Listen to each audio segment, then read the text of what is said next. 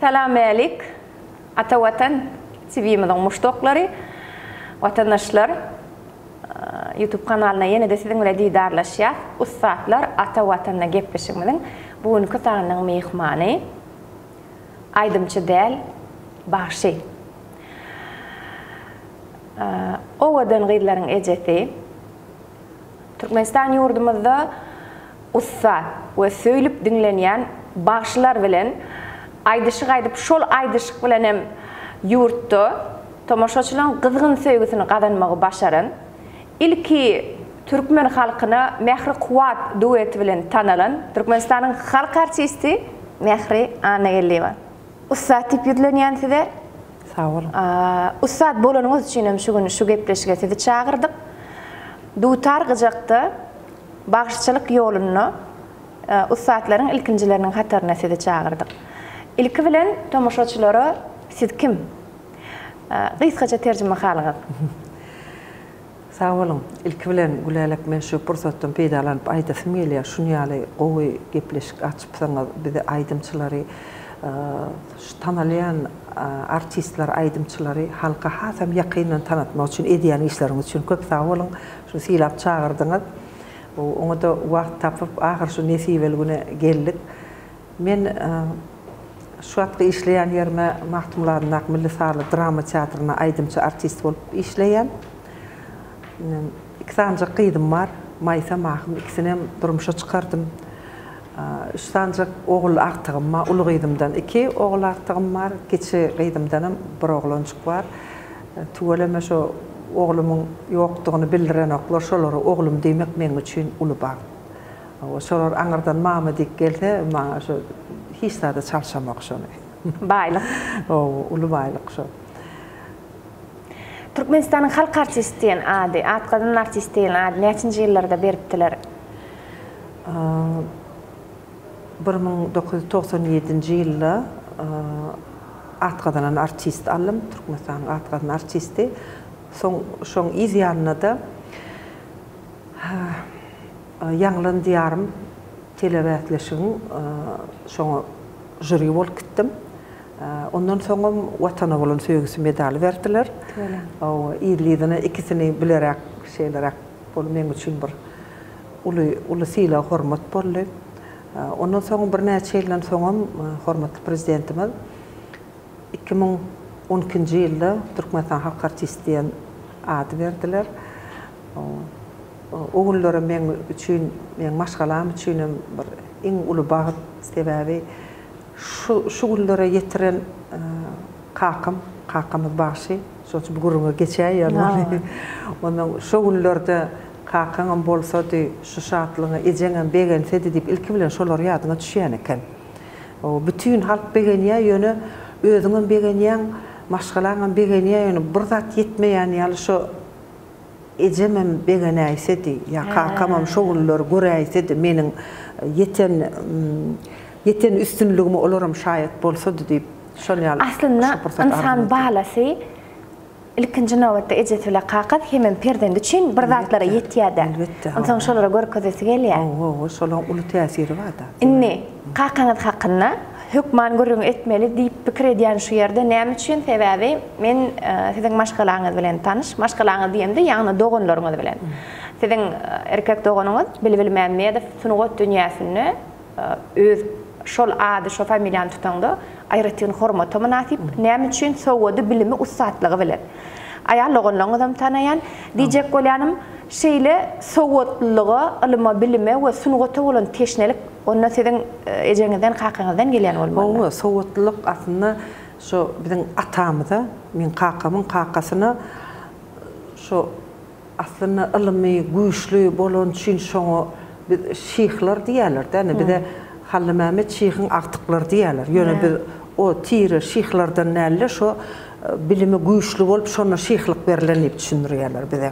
Kakamyň özüm Taşkentde okap gelen, tarih uğruna okap gelen ýöne şu sunugatyň haýsy görnüşi bolsa surat çekmekmi, aýdym aýtmakmy, saz çalmakmy, bir zatlar ýasamakmy, yüzünün uğruna hemme dat şu sungotu değişli näme bolsa dörücülük bolsa şu kakım pahirde yığınanan ondan soň kakımın şahanadlygy şonun bir hili neme değişkenligi aydyma bolan hewesi onun men dogallam değişip gülýärkä men kakym hemme gow tarapyny sen alypsyň da diýerler maňa sunugotun ışkynna geden bir adam da şon ýaladym onun şu destanlar köp okuyan eken destanlar hem aýdýan eken şoň üçin her çağasyna destanlardan at goýýan eken ene bilbil gül bilbil tahir diýen oğun Zührü tahir men Mehri Wepa Esin şolardan alıp köpüýümden şonu Gara destanlaryň gahrmanlarynyň atlaryny çağalaryny şolardan goýýan eken o onuň ejemiden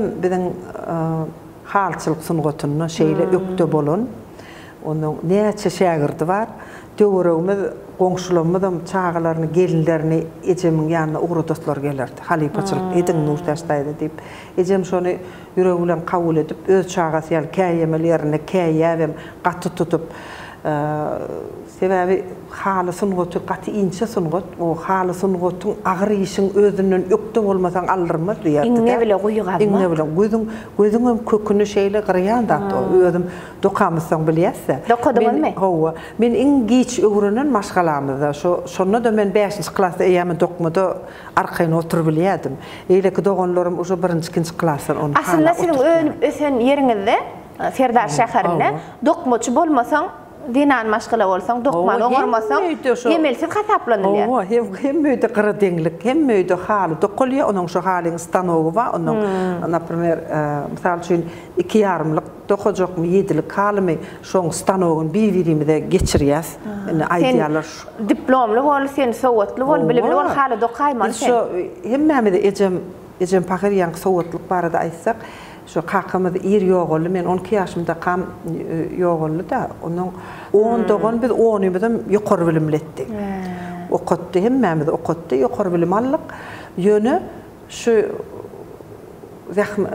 kanikula çykýar institutda okuýas bolan şo baramyzda bize kän dinç almak ýok. Ýa bize dokma ýurdulyp goýulan. Biz şu kanikulmyzda da şu ejeme koýmaklaşmaly. Biz şonu ýaly. Ana şoňa da terbiýe diýilýär kadýan. Zähmet onu hakykatdan hem terbiýeleýän ekenmi? Biz zähmetden ziyan gördüm ýa şonu zeýrenip biz şonu ejeme köp işletdi ýa bizi gaty tutdy. Hiç şondan nägile bolany gaýtam şeýle men minnetdar ejeme bizi şeýle bir söýgü bilen hemem gaty tutan çüýnem hemme zady bizi beşişdirip hemme işi bize urukturdy görkezdi. Häzir hiç ziyan käri öwrüne ýigrenýär. Hiç ziyan çeken okda. Şu hemme goňşulam aýdar şu maňa inanmadylar şu mikrofon tutup ýörüm diýenlerler de şu ellermide. Emma şu ýuňam darally keçe goňşulamyz keçe wasýamy o döwürde. Şoňa üme ejem ugratýar. Olaram bize kömekleşmägel ejem men ugratýar. Olaň ýüzüne egerjek bolup. Indi şu ýerde tomaşaçylarymyza üme diýen söziňem asl manysyny düşündirelim. Üme diýmek üýşmek. Dinanlar üýşüp birege ýardam berýärler. Buçça taýýarlanlaryna da, keçe wasanlaryna da, ýa bir ýetişdirmeli sargyplar bolanlaryna da gyýlaryň üýşüp eliş etmesine üme diýýär. Hem iş öwrenen hem bir-birinden galmajak bolýar, hemme işi şeýdip öwrennikde bir hili durmuşda şu gaty köp kömek edýär şu zatlar. Hem zähmete biçimi öýdi. Ýöne emma 20-nji asyrda häzirki döwürde biz şagalamyz has ediljer edýär söýdýän lalaşagan me. Dokma otursaň dokma tokaýjak gyz şu wagt. Mene görmek töweregdi. Ýöne siziň şu dogduk mekanyňyzda häzir men barkaýdýana. Dokmaçy gyzlar bar. Häzir hem dokawat ýerler. Hawa. Onuň şu gyzlar barsak, özümden şu halyny görsek, ýokman armaňda diýip barp bolmana bir kiçik medesiň gelýär da, kuýsaýan ekeniň şonu. Sebäbi hem işi haly dokadykda biz öýümizde stanoksyz wagtymyz ýok. Halysyz wagtymyz. Onu kesmeli, onu tapşyrmaly haly fabrika tapşyrýar. Şoň üçinem halyçy gözel diýen aýdymy. Şol 2007-nji ýylda tikwe başgalar telefilmi döredemizde. İlkinci şekillaydım ödem Maya Kuliyeva Türkmenistan gahrmany. Şoň keşmini side geçirmek istedik. Saçyňylam defäňde örpdik hawa. Şo halyçy gözel aýdymy Mehraýsyn diýdi ejem. Näme üçin eýsem halyçy diýdi. Bilýän eken. Bilýärdi. Inni aslında bizim maşgalamyzda sizi Mehri Kuwat diýip tanýarlar. Şu hakda da aýdyp beräýsiňiz. İlkinji duýadyňyz bolupmydymy ýa ilki sahna çykanňyzda bile çykypmydyňyz? men kuwat diyen kuwat aylif. Bile okuduk, bile kursa şoğlanmaz. Ondan ilk şu institutta konsertlarda aytışıkları bile aydayalı diyerdi ol men utanordum ilki. Doğrusu ondan soň şeýip aytyp başladyk konsertlarda, soň toýlara çağırıp başladyk. Onda men doğrusu men bagşy bolaýyn diýip bolmadym. Şu toýlara gidip ýörnüm men özüm näde bagşy bolaryny bilmän galdym. No kasetede siziň nemäňizden bar eken? Ýazgylaňyz. Hawa ýazgylar bardyr hawa. İlkinji ýazgylaňyz şeýle mähri kuwat bolup çykdy ha. Hawa 83-84-nji ýyllarda ilki ýazgylanyz çykdy. Hemme şu aýtışyklaň hemme bir diska hemme aýtışykdyr şolar. Kasete, audio kasete. Köp bölegi aýtışykdyr şo. Kän işlenýärdi o wagt. Onun toylarda görünmän aýtýardym men. Onu görnäýsin näde paýş ederdiler. Şeýle bir ýygyra utanýardym men, gaty utanýardym. Onun soň şeýdip açylyp başladym. Soň maşinlara da minýän, ulaglara ýollyda barýan biziň gurrunmy etip ýörler. Men ýanymda menem tanaman aýna mähir kuwat. O toylara gidip aýdymay diýamyşlar. Şeýle aýdym barmyş mähir kuwat. Söýüşýärmişler ýa dogonmuşlar ýa şulaň aýdmay diýanlar gollamaýarmışlar. Onu ýaldat ýok. Olaň hiçisi däl. Ýöne bile kursa şoğlanyp. O bile de şeýdip aýdyp başladyk. Kän bile çörüm. Indi şol has meşhurlyk galanan duetiňiz haýsy duetdi? Şo ilki aýdyşymy şo sona gelin.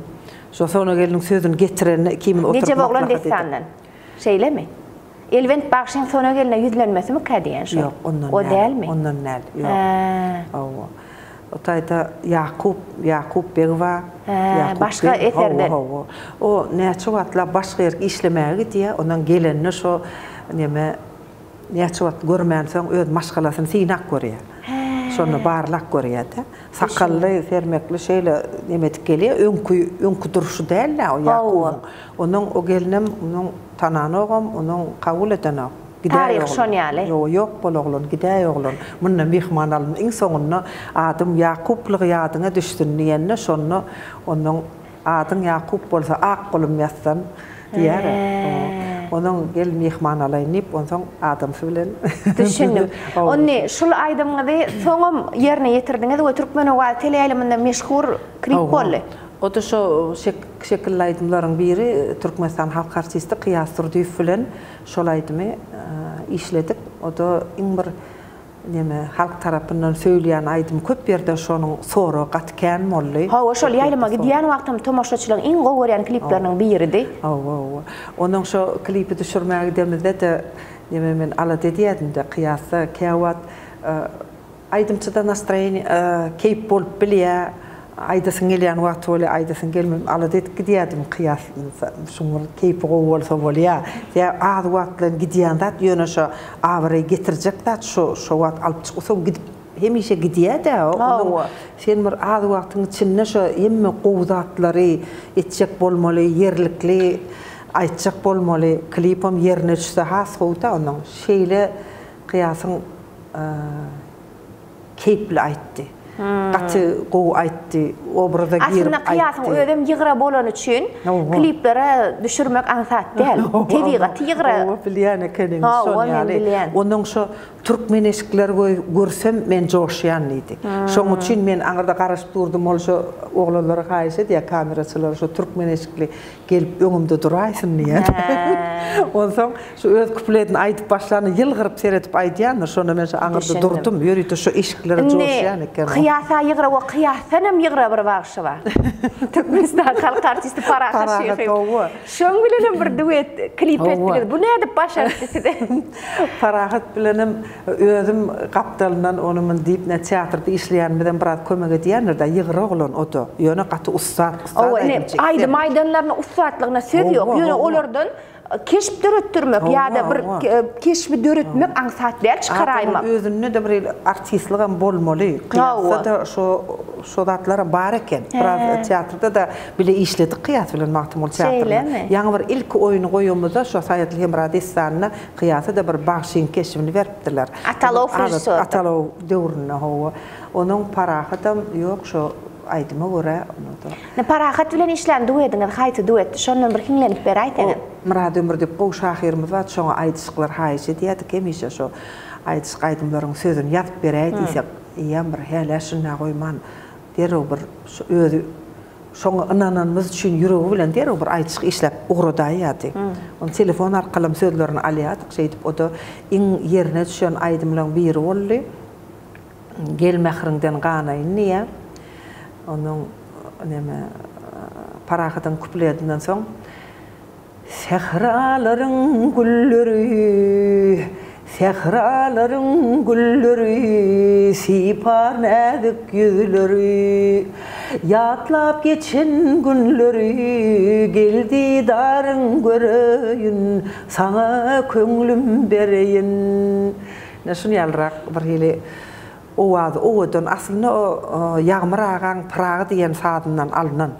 Şo Praga diýen sady öňüm çalynyp ýör. Ýöne şonu ýene bir aýdyma salyp, aýdymy şo sada salyp, hasam janlandyrdyk mykak diýär. Hakyky, sad bolandan aýdym bolsa, hasam çagylyňam, ýetkinjekliňam aňynda oturaýa-da. Mysal üçin siziň şu Praga şyhyn filan ýanky gelmäkinden ganaýyn, duwediňiz, sorasaň halkyň Ýeňärti biler ýatdy. Köp ýerde bile gapdanmadan bile aýdyp oturýarlar da nire barsak soraýarlar. Inni gelmähriňden ganaýyn ýa. Siziň adyňyz da Mehri. Mehr näme diýip düşünýäňiz? Siz üçin mehr näme? Mehr her bir zata bir hili mehriň bolmaly diýeni. Mehr söýgü. Söýgü. Onuň söýgüň bolmaly, mehriň bolmaly. Kakam şo bir şo kitabı okap hemem şo kiçik ýaň bolundy diýen bir hilýa ýüzüňde diýe mehr wady diýe onuň şu gydyma gel mehr goýurlydyk diýe-de onuň köp ýerde diýerler bir adyňa bilip taktyrlar diýip bözüme şey diýerler özüm bilem ok. Türkmeniň mehrini görjek bolsaň Garagym çölüne çyk diýerler-de. Türkmen sahrasyna çykyp gör. Şonda Türkmeniň mehriniň nähilek gilediğini görürsiň diýerler. Diýär çägen üstünde çöregim müşürip bolýar gyzan wagty. Ýa-da başga bir ýurtlarda bolýan bolan Türkmeniň topragyny, önün, gawynyň ýa garpyzyň tagam bilen men şu wagt Hindistanda da ýa subtropik yer diýilýär. Istanbulyň Nämen Türkiýanyň kän ýerlerine ýetişen garpyz gawyny gördüm. Hiç öz garpyzmyň gawynmyň tagam bilen deňde. Onuň meni şeýle bir doýgdy ýa Türkmeniň mehri süýje diýen bolmagy mahmal. Şu gawyn bilen garpyz diýende. Şu ýerde sizden Türkmeniň düzü hakynda bir aýdym aýdyp bermeňiz sorajak bolýar. Başysyna Türkmen düzüm diýen aýdymy öňdönem aýdýanmyn ýa-da aýdyp bererdi. Onu Mehriban, tomoşaçylar, biziň muştaklarymyz siz üçin Türkmenistanyň halk artysty Mehr Anagaliýewa Türkmen düzüm diýen aýdymy häzir şu ýerde sadynda ýütlenmeden otur, size ýerine ýetirip berýär.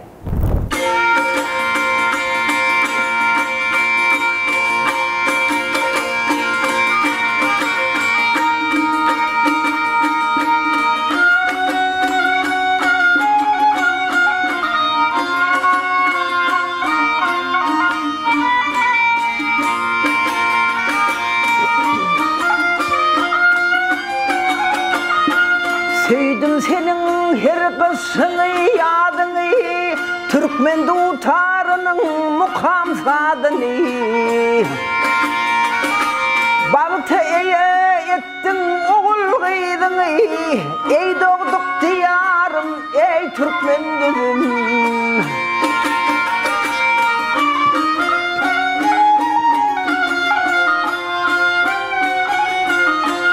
Kısım kulun altın veredim, şu dünyada sen bolmagy diledim. Sen heme atadın, hemem enedin, ey doğduk diyarım, ey Türkmen düzüm. Sen heme atadın, hemem enedin, ey doğduk diyarım, ey Türkmen düzüm.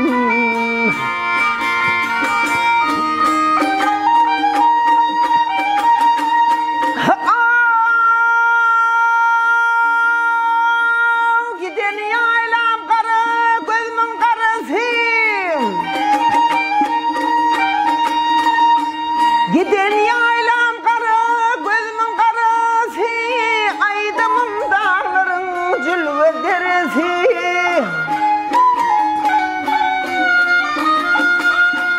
Zakanna kıybaratların serisi, ey doğduk diyarım, ey Türkmen düzüm.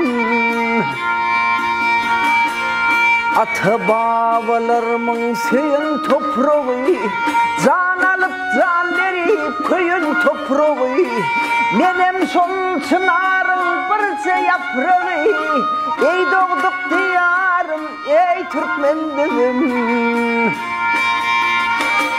Menem sol çınarın birce yaprağı, ey doğduk diyarım, ey Türkmen bizim.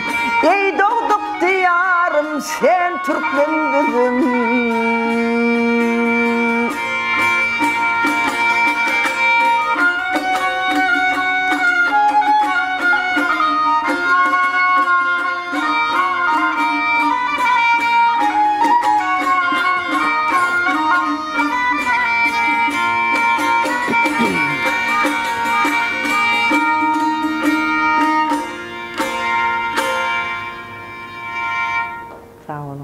Yankı aydımda men şol çınarın birce yaprağı diýen sözüňiz bar da. Biziň hemmemizem yaprak biziň watanymyzdan bir ullakan daragyt bolsa.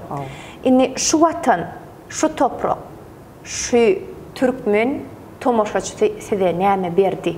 Bir sözlemde aýt diýseler näme diýerdiňiz? Tomoşaçy maňa näme berdi? Şu yeten üstünlüğümü tomoşaçı verdi. Men pikirimçe. Sebebi mene aydımlarımı berdim halka.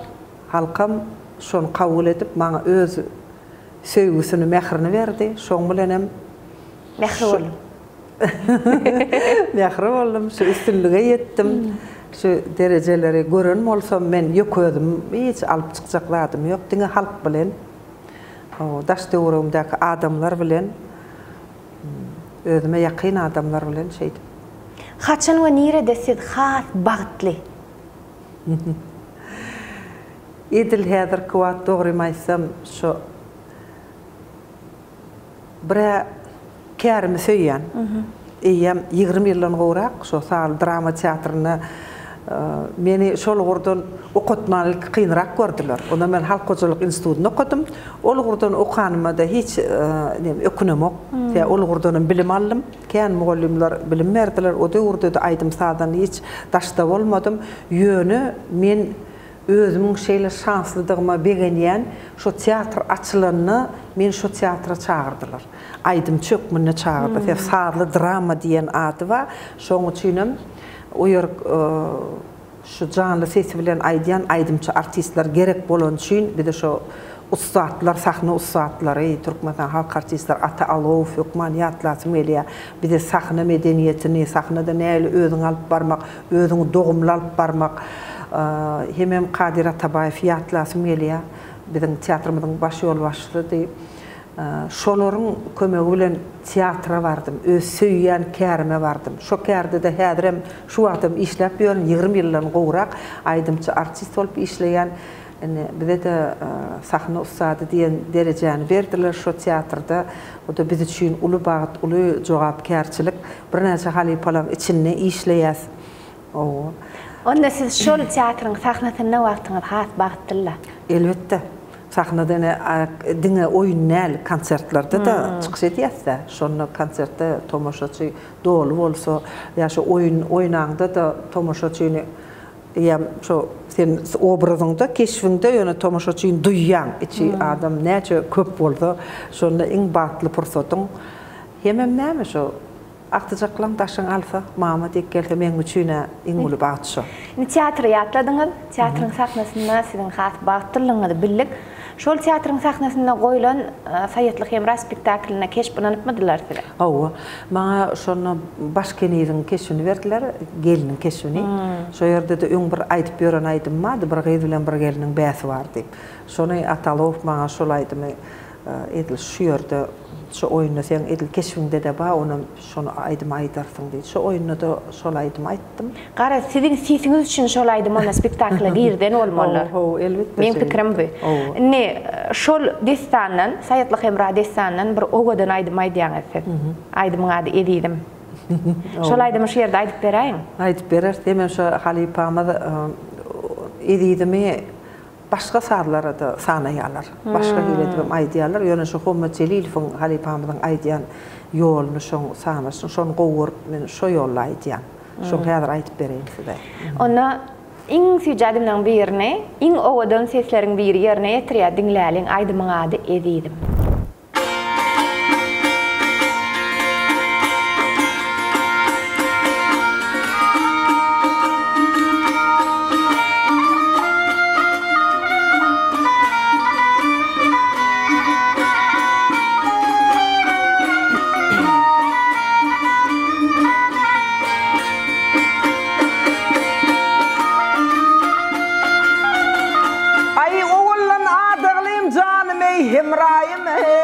Himrayım niçin benden yüzlenirdim eridim o eridim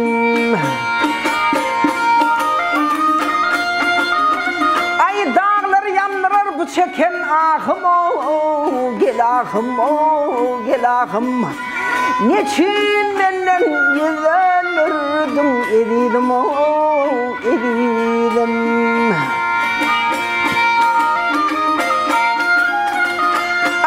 Şeylep algın beni yanına, yanına ho yanına aylanayın atın bilen donuna ho donuna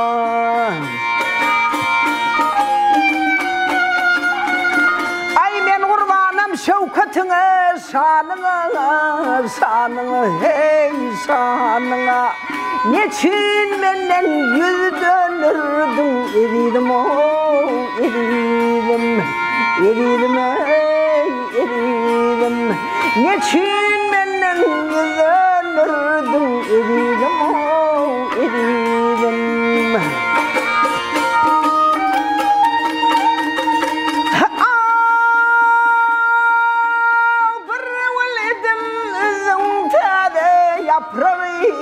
yaprağı ho yaprağı sinamire koydum hicranı dağı gel dağı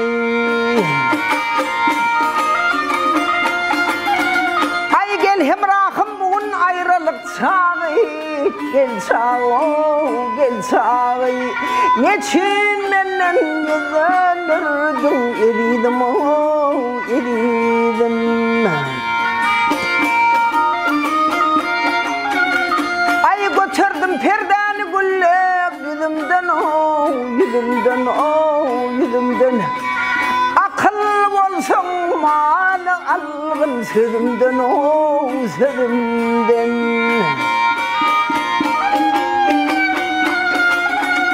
ay selvin yadır yaşaktırayım gözümden gözümden ho gözümden niçin benden yüz dönürdün eridim o eridim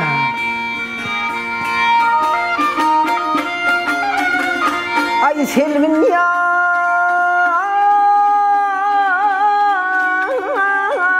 yaşaktırıp gözümden ho gözümden niçin benden yüz dönürdün eridim o eridim eridim o eridim niçin benden yüz dönürdün eridim o eridim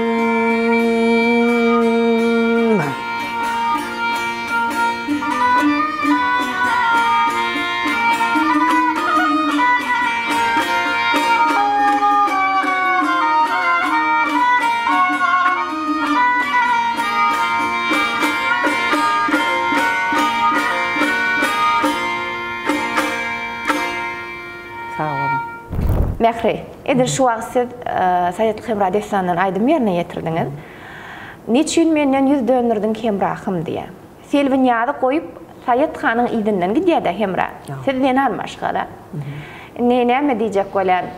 Egerde erkek kişi bir wagtda iki denany aşyk bolmasa dogrymy? Denan hökmüne siz şoňa nähili garaýaňyz we destanlarda şonuň ýazylmasy we denanyň selvin ýadyň Sayet Hany kabul etmese dogrymy? Şol öz mertebeňi pes etmek bolup bilermi? Durmuş ve durmuşda hiç tada bolmadı deyip bolunok, bolup biler. Yönü ikisinin hükman tapavudi bolmalı. İkisinin söyüp biler. Yönü birini biraz memerak söyüp biler, birini has. Şol ikisinin hükman tapavudi bolmalı, men pikirimçe. Yönü kıyın soru bey. Hava sebebi İtalyan yıldızlarının biri, Eyyam Adrovaytı öğrülen aydımçılarının biri. Men bir wagtyň özüni iki denan söýýän diýende jurnalistlerin biri sen özüňi söýýän olaymy diýdi-de. Şu pikir bilen ulalaşýaňyzmy diýjek bolum. Sebebi köplenç denan maşgala söýgü diýip özüni pida etmege düşünýär-de. Bu hakykatmy? Özüňi pida etmek söýgü bolup bilermi? Özüňden öňe geçirmek? Ay ýok, özüňden öňe geçirmek. Sebebi şol ýerde Selvinýanyň keşfi bar da. Selvinýan diýär bolýasa ýetgan söýenem bolsaň, men şonu da hemra seni söýýän niýede. Şuň özi söýgümika ýa-da bul eýam öwrenişmekmika, başga bir duýgumika. Şo detany okanda men hemişe pikir edýärdim. Arkaýyn hemra Selvinýany goýardy saýatganyň inden gidiberi otaýdy saýatgany goýardy ýene Selvinýanyň izinden gelýärdi. Bu hakyky durmuşdan alınan ýaly aslında alanda. Psikologlar hemişe şey diýerler-de, hiç açan denan bir erkek kişiň söýgüge garaşy meňdeş däl diýerler. Lalaşýaňyzmy? Lalaşýan. Ve ayallar hat yüregini golay alýarmy? Bir wagty şoňa käwat söýgüdür diýerler, şo soňundan gowy pikiresde şo öçýär şo iki taraplaryň bolmasa ýuwaşykdan senden aýrylýar şo. Söýgü ýuwaşykdan gidýär. Ilk bir söýgü muka diýip düşünýärler şoňa. Ýöne söýgü däl şo. Söýgü bolanok. Sebebi karşılıkların bolmasa men pikirimçe indi şu ýerde hawa ýanky destanyň üstü bilen saýatganyň ýa hemran keşf bilen adam häsiýetlerine geçdikde erkek kişini haýsy häsiýet bedýär diýip pikir edýäňiz. Häsiýetleriň içinde haýsy häsiýet erkek kişiň esasy bedegi? Ay sözüniň eýesi bolsun, mert bolsun. Mert erkek kişini göresin gelýär öňünde. Erkek kişi sözünden dänmeýän. Sözünden dänmeýän. Men öňümde menden ökde bolsun. Menden ökde bolsun. Men şo bizine erkegiň işine edip berýär, erkek ýaly bolup berýärse, ýöne biz zenan bolup doguluk. Men zenan bolasym gelýär. Hawa ejit hem naçar. Zenan bolasym gelýär. Ýöne erkek menden ökde bolanyny men şo sylasym gelýär. Goý olar ýokarda bolsun bizden bir basgançak. Bolmalsam şeýle. Bolmalsam şo. Olar güýçli bolmaly. Hormatam şo ýaly. Käbir şo bolasy gelenok ayal işi etip berse, ayal idea diýip ettirip betmeler. Men şu an misal üçün erkek kişi men işim alıp etjek bolsa men ettirjekler. Aşkana gidip nakar taýarlamasyn. Mertebesini peseltjekler. O öz işini etsin. O öz borcuny yerine yetirsin. Ayalym öz borcu şonu maşgala hemişe bek bolýar. Şo ornuny ýitirdigi şo ýerde maşgala çakşak başlaýar. Men pikirimçe şeýle, durmuşda görülen dat o. Häzirki 21-nji asyrda men zikrede çykan diýen kakalaryň tarapdary däl onneset. Häzir şeýle Ýewropa ýurtlaryna hatam köp. O zikrede kakalary çykarýarlar diýär-de. O öýde oturup çagamyl ölýänçä men tereçek diýär. Siz şoň tarapdary däl. Ýok, men hiç şoň tarapdary däl. Ene bir ýerde bir gurrun berýär, men şu men ayalymyň diýär hamala plan eşigini ýuwdum diýär. Onun şonu da kadrım bilmet diye. Men ýan ana sen şo ýerde ýalgyşpysyň diye. Erkek kişi bir denanyň kirni ýalgyşpyň. Denanyň kiri bilen seniň näme işiň bar diýende. Sen öz işiň et. Ana şo ýerde sen mertebeň eýam ýere düşüpdir. Eýam şo ýerde başlapdyr diýende şo. Näsarlygyny durmuşdak näsarlygyny başlapdyr diýen. Özüm mä bolsam erkek aýalyň işini edip berdi, ettirjek däl işiň bilen bolsa özüm eder şo. Denan o joňa ýeti. Erkegiň daşynyň galasy. Şol tebigatyň kanuny. Bu ýerde ýene gurrunmyz uzaga çekmesin. Direktörde oturan tamaşaçylar siziň aýdymlaryňyza garaşýanlar. Şu ýerde aydym aýdyp beräýin, aýdymyň adam kuýsa meni ne diýär. Şu aýdym hakda öňünden kağıt gurrun beräýin.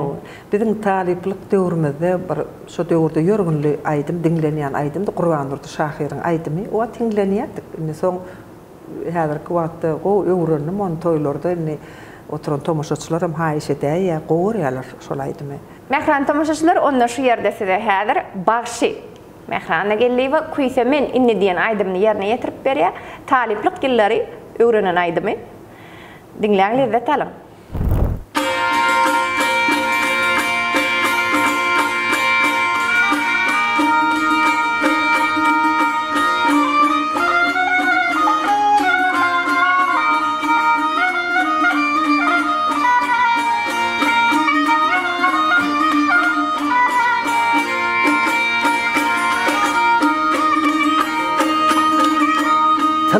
Saçlarını döşüme döküp naz bilen baksanım küysümenini gözlerin güllürüp kaşların kakıp yılgırsan gülsümün küysümenini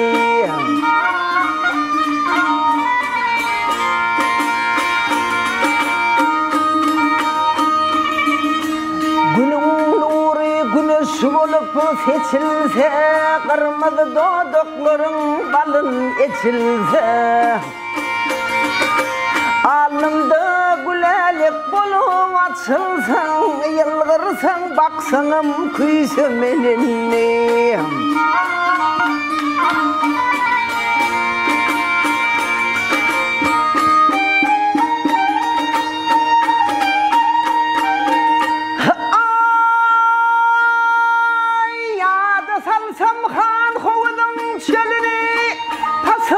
sultani altın güydünü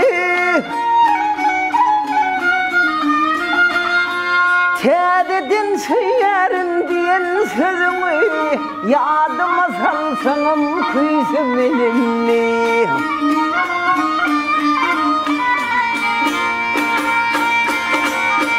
Kur'an nurdu ikbalımdan ağladım Başka kıydı başka güdü haladım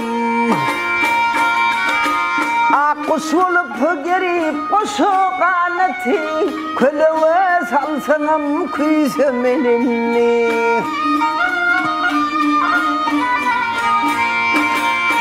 Kuş olup gerip kuşu kanatı Kölüve salsanım küysümenini Yılgırsan baksanım küysümenini Naz bilen baksanım küysümenini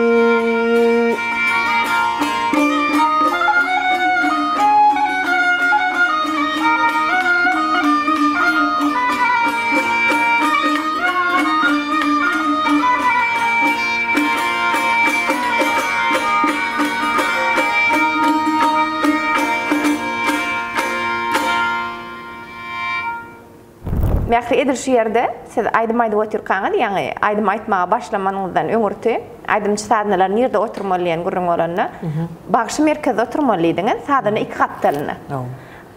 Näme üçin şu düzgün? Sebäbi näme? Şoň şeýle täsiri bar. İkisi ganatyň. İki sadynyň sen ganatyň. Şolar seni gowy çalyp seni uçurubam bilýärler, seni ganatlandyrýarlar. Men şu gowy sadynlara öwrensem, birden egirak çalýan sadyny maňa gabat gelse toýdy. Meniň şu tarapga gerşim gaçyp gelýär-de. Hakyky men onu Akmurat Şarif Türkmenistan halk artisti öz doganym Türkmenistan Sumgutda atgaryň işleri Bilbil Mämmedow. O da Gyjakda çalýar, ikisi bilen köpleşme toýuşy iki halipa bilen gidýän. Onda men şolary öwrenen. Olar men agdyma salyp berip oturýarlar. İkisi meni uçurup oturýar. Meni ýadamany bilemok. Birinciden dinleýjim oňso. Onun sadyny şulkisi ýanymda bolsa men ýadamok. Galberde de şolaň izi bilen şat iň öňde barýan sadynalar şat men ýanymda häzirki çalyp oturan şu Spartak Gyjakçy bilen Gurbanyýeli sadyna. Iň ezberleri. Iň ezberleri şu wagt iň öňde şu halipalaň izi bilen gelýär şular. Tolamy ýetişip gelýärler. Şular çalsa da ganatlanýan. Hiçden gerşiňem gaçmaz. Ýadamarsyňam ertiri çelin aýtmagy taýin bolýar. Şoň üçin herti bir gatdalyňda otursa gowy bolýar. Görüp otursaňam olar meniň eýem nämetçe bolýanymy duýýarlar. Menem olaryň eline seredýän özüm bir çalyp bilmesem hem şolaryň eýem nämetçe bolýany nire barýar. Bile düşünşüp eýem göz bilenem, hereket bilenem şu bir-birimiň bir hörtden gopmak üçin. Inni anlaşmaýtyrdy gepleşge çagyramyzda aýdymçy bilen bagşynyň arasynda tapawut barmy diýemde bagşy duýtarda Gyjakdy. aydım yerine yetirse bağışı deysen bu beylekler aydım çuvar deydi. Bizim şoň üçin Akmurat Şary ýaly Bilbil Halipa ýaly ustatlaryň sadyndarlyk edýän bağışsyny çağırmak üçin sizi çağırdyk şu ýere. Awa inni ýene bir zat şu damana ýolundan dinanlar aydım aýdýany bağışı seýrek. Sizden başga kim bar damana ýolundan aydım aýdýan dinan? Aslında kakamız bir damana ýolundan aýdyn. Onsoň damana ýoluna aýtmak umuman kyn aňsat däl. Onun şeýle bir bokurdok tilsimleri var, onu aýaladama hemişe gelşen ogum. Şonu men gelişmeýän ýerlerini erkek kişileň aýdýaly aýdyp bilemok. Onu ýaly etip alamok şu bir aýal masgala zinana gelişäjegirek edip şeýdip oňurdygymdan alýan. Umuman kyn kän toýlarda damana ýolundan aýdýan gelin gyz kän ýok. Ýöne näçe öwrensek gowwalyny entek azrak bilýäs damana ýolundan. Ýöne sen tanqyçylan güýçlidir. Awa bilbilläde bilen. Akmurat Şary bolsa, onuň bisirmesem aýdyp bilemok, aýdasym gelenok. Bir 4-5 sanyk damana ýolundan aýdýan. Indi biziň şu gepleşigmede damana ýolundan bir bişirip getiren aýdymyň bardyr. Men aslında Garajoglany, gowurýan Garajoglanyň sözlerini köp estradada aýdymlarym aýdýan. Onuň şu dumanyny gowurdym. Oglanlar gow edip yerine ýetirýärler. Onu şolardan öwrendim. Onuň bilbillädimi dinletdim Akmurat Halipama. Dinletip, şolar bilen işläp, şol aýdymyň toýlarda aýdyp ýör, şol aýdym aýdyp beräýin. Onu mehribanlar, iň çylşyrymly ýollaryň biri damana ýolundan häzir size Garajoglanyň sözlerini bir süýj aýdym aýdyp berýär bagşymy.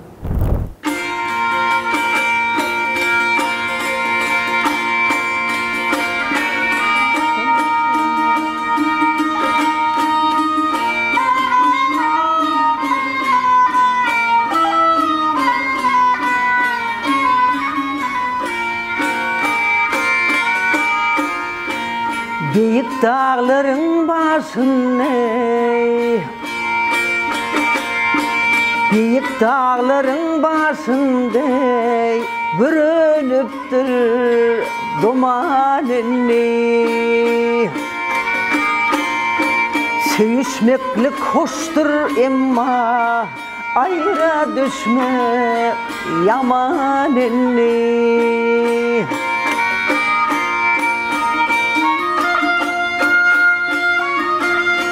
Eyledin sen beni pelek, beni pelek.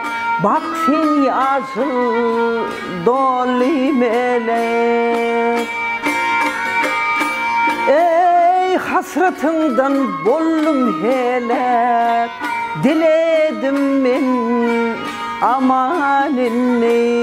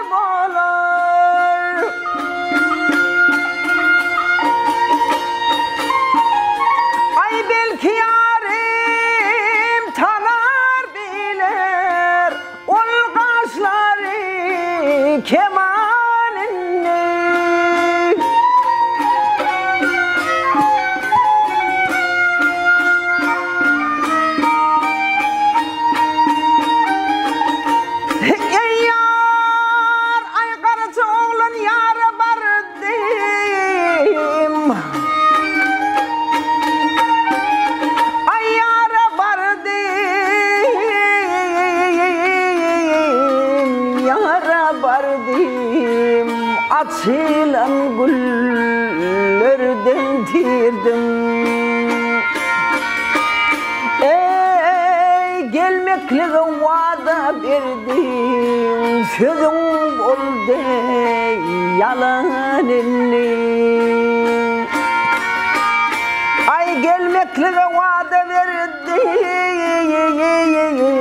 vada verdim, sözüm oldu yalan inni ol kaşları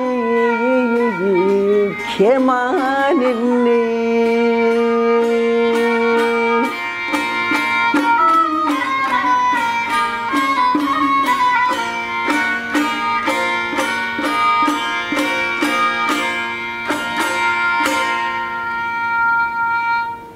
Sağ ol var. Setine sağlık, sağlıklar, ellerine de sağlık diyen.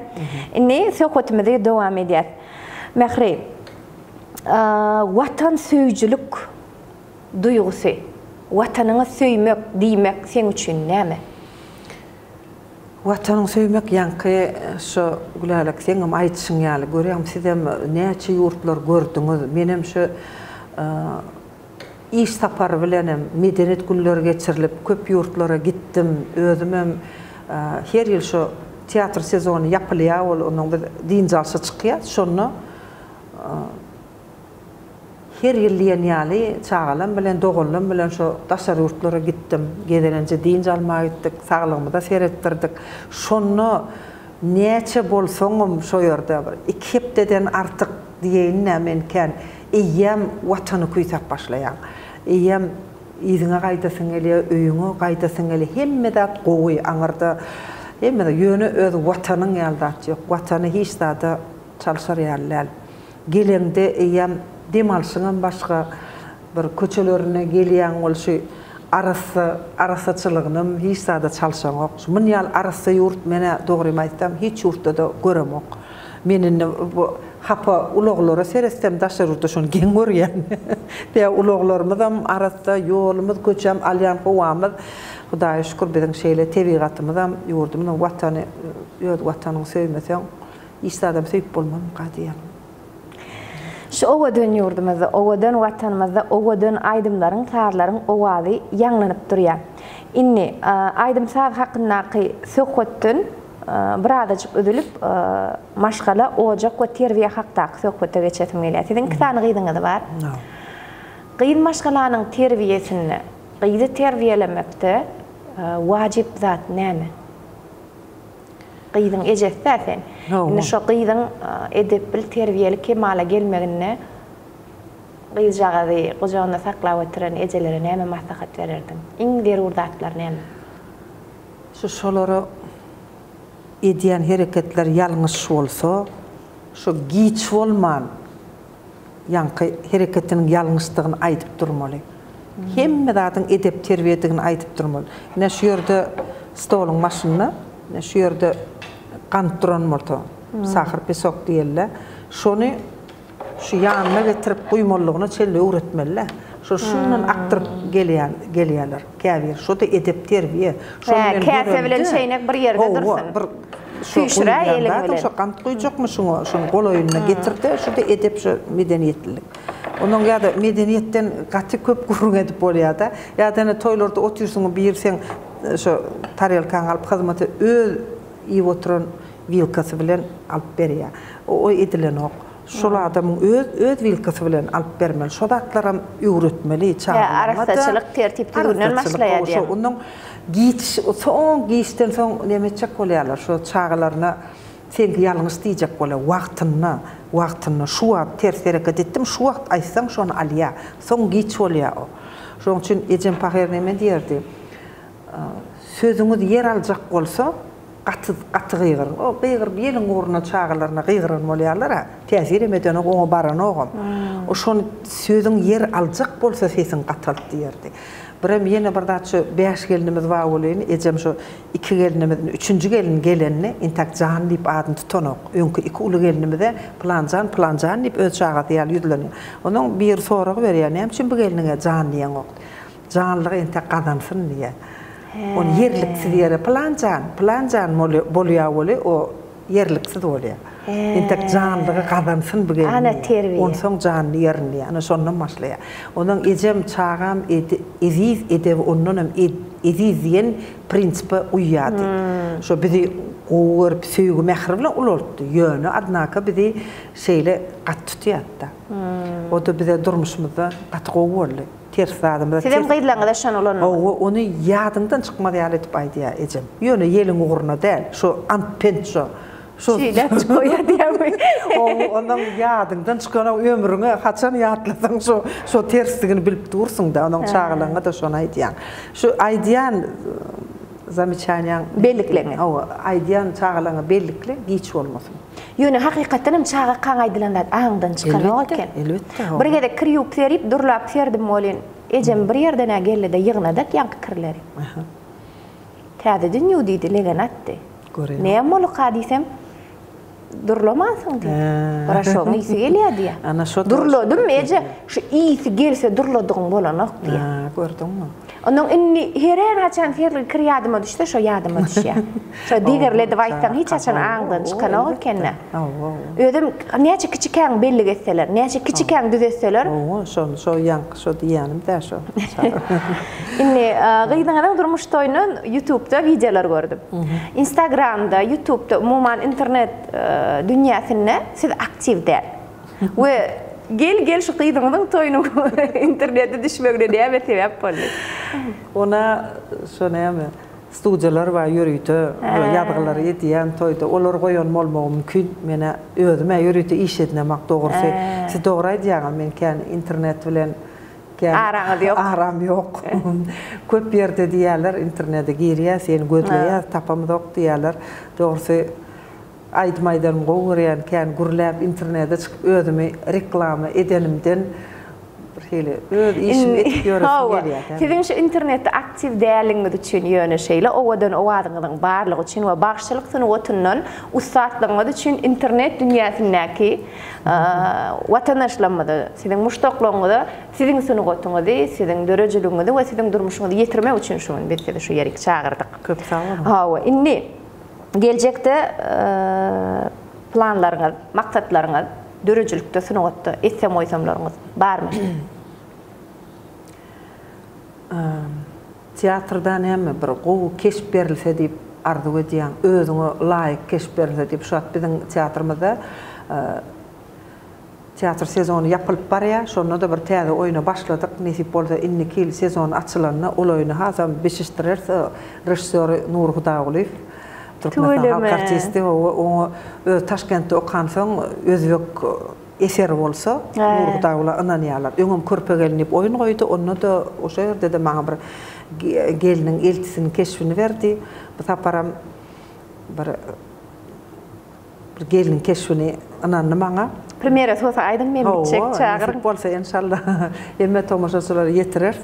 O şol oýuny nesip bolsa işläp ötürsen. O şoly wagtda inni mehre dünýäde meşhur aktrisalaryň birinden sorag berenlerine şoň interwýusyny okudymda garramak kyn ekenniýe. Bedene garraya kalbymym şol juwanlygy diýe. Yaşın ululmagyny kabul etmek kynda ekenniýe. Sizde nähili? Elbette. O yüzleme ýygyrdatyp başlady. Ellem ýygyrt diýe, emma içim şol ýaşajyklygym diýede. O gowy durmuşyň owadanlygyny görmek, bir özüň dönem gowdaklar daşdöwrüňe paýlamak, içki dünýäň owadan bolsa adam ýaşam görnýär. Bir onun ýa hal sowatlydyň, sowatly, bilimli, medeniýetli adamyň oturşy turşan başga, gürleşen başga, adamlara bolan gatnaşygan başga. Şoň üçin inni göwnüňe daglary, düzlere çykasy gelýär. Aýaklaňam diýeneden ok wagt bolýar-da, men göçme manyda aýtdym da. Şu ýagdaýy nädik geçirmeli? Şol ýaşyň 50-den aňryk geçenden soň göwnüň juwan, bedeniň bolsa juwan näl. Juwan bolsa juwanlygyny saklamaly. Juwanlygyna gitmeli. Mene begenýän adamlar durmuşa şeýle garasa, begenýän durmuşyň ýaşyň özü sen agrasy edýär, eýem ýaşlygyňda kıyarlar. Ýöne ýüregiň ýaş bolsa gowa aýtam. Bedenin ziýany ýok diýärmi? Esasat bedenim şoňa görä hereket eder.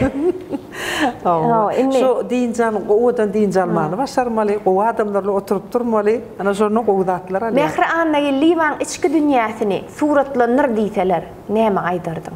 İçiňdäki keşpi näşe eser bolsa şoňa çekde şekille geçirdiýseler, näme şekillemele gelerdi?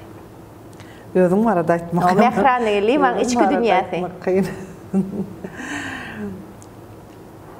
Näme suratlanırdı? Näme suratlanırdı? Elbette özüň barada, ýüregiň barada, gowdat suratlanyrdy. Näle keşpemele gelerdi? Mähirli bir zenan goýarsyň. Ýüregi arasy, özüm şeýlep kiretýän bilemok özüme diňe adamlara oňursam ýaşylyk etjek. Ondan garşydaşymdan men şonu islärim. Men bir adama şeýle ýüregim bilen diňe şoňa gowulyk edesim gelýär, diňe gowzada hiç kim aýdyp bilmez. Men mähir bilen tirkeşdim bolyny. Ýör bir erwetlik edeli, ýa plany näme edeli, beýdel diýip hiç kim aýdyp bilmez. Şoň üçin men özüm men diňe ýaşy, onam şonu ýalka eger şol adam men şu häsiýetlemden peýdalansa, şol adamdan geçmeklik men üçin hiç zat bolýar. Sebäbi men çynym bilen, ýüregim bilen şol adama diňe şuňa gowuluk bolsun, özüme däl, şuňa gowuluk bolsun diýip durmuşda kän gördüm-de. Şey diýen adamlarym var. Emma şonu tersine kabul edip men şu häsiýetimden peýdalanyp başgaça kabul etseler ýa-da şoňa jogabyny başgaçarak berjek bolsa, şol adamdan prosto näme diýet, ýoksullygym kabul et, näme sowgat etdim diýär. Prosto durmuşdan ýok bolarmy. Deňişmelemde, diýişmelemde, geçmelemde. Şoň üçin öz häsiýetimi aýtdym. Bu dojlugum näme çekip men barad. Men şonu ýaly. Balajyklaryňda gowanyň, aktyjaklaryňda gowanyň, şowluk, ýugluk, gowluk görbegem size nesip etsin. Amin. Öýüňiz abadan bolsun, owadan owadyňyz hemişe ýaňlanyp dursun. Indi söhbetimizin ahyryna seýle çykanda diýen bir süýj aýdym getiripsiňiz. Şol aýdymam ýerine ýetirip beräýin. Aýdyp bererin. Ol aýdymam şo Oratyn Festiwalet Nazarov, şonu ýaly halipalar, ýoň aýtdy, şolardan köp diňledim, gowurup aýtdym. Şol aýdym häzir aýdyp bereýin. Indi aýdymy aýtmaňyzdan öňürti bize serede oturan tomoşaçylara aýdasyňyz gelýän arzuwlaryňyz bar bolsa başlytyna sebäbi biziň tomoşaçylarymyz diňe bir Türkmenistanyň çägine däl, ýurtdaşynak ähli watandaşlarymyzdan iderler ýa görýär, tesgörlerini ýazýarlar. Şoň üçin näme aýdasyňyz gelse başlytyna. Sag bolun. Men hemmäňde diňe gowullar arzuw edýän, şuňa men şeýle açylym ýüregimdäki aýdasym gelýän datlarym gülälik maňa pursat töretdi. Şonam size ýetirýän gowullarda duşalan adamlar mähirli gatnaşykda bolalyň. Diňe biziň başymyza etjek zat, başymyz jem etjek zat süýjünler bolsun. Asmanymyz arasda bolsun, ýurdumyz parahat bolsun. Gowullarda duşalan. Owadan ýurdumyzda hemişe awadanlyk bolsun, hemen bagşlyň owady ýaňlanyp dursun. Laýyk bir keteden diýdarlaşar. Sag bolun.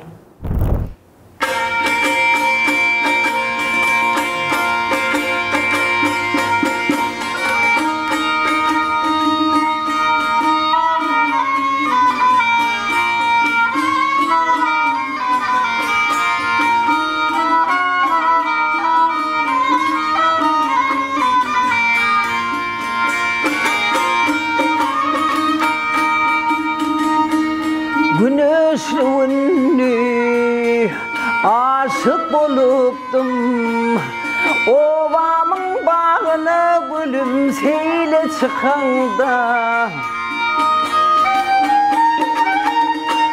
Tükenmece padoşu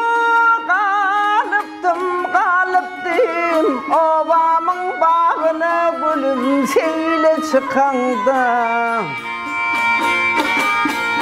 Diyipdim şonu, belki anmadı, ya özüne layık gel saymadı.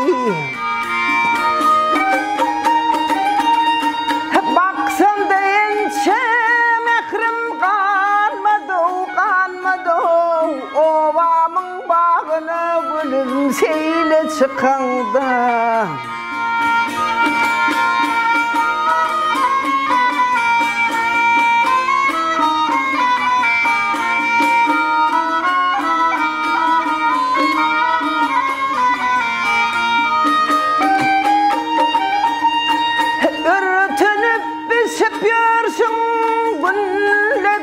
Gülle doğ, her yerde versem gözüm senmedi, gönlüm senmedi. Ovamın bağını gülüm seyle çıkanda. Ay çeken cebirlerim inniyat bollu, bakiyat bollu, gönlüm şat bollu.